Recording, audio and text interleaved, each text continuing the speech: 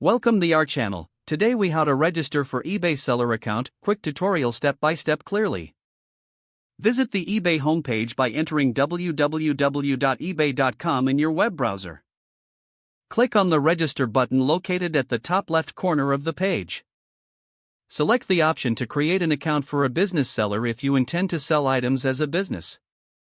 Fill in all required fields, including your name, email address, and a secure password. For business accounts, provide the business name and select your business type. Review the terms and conditions before proceeding. Check the box to agree to the terms once you have read them. Click the Create Account button to initiate your registration. Next, verify your email address by checking your inbox for a confirmation email from eBay. Click the confirmation link within the email to verify your account. Once your email is verified, return to eBay and log in with your newly created credentials. Now, navigate to the account settings from the top right corner of the homepage. Locate the selling section and click on it.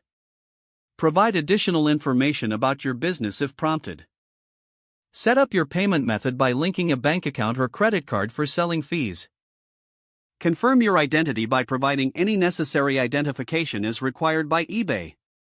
Once all details are submitted, review everything for accuracy.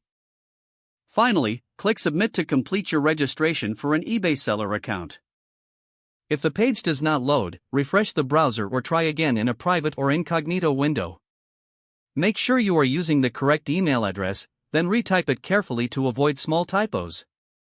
If your password is not accepted, use the reset option and create a new strong password you can remember. Check your spam folder for verification or security emails, then complete any requested confirmation steps. Enable two-factor authentication if available to improve account security and reduce unauthorized access risk. After signing in, review your profile details so your contact information and settings are accurate and current. If you see an error message, note it down and try again after restarting your device and internet connection. Log out when you finish, especially on shared devices, to keep your account and payment information secure. If the page does not load, refresh the browser or try again in a private or incognito window.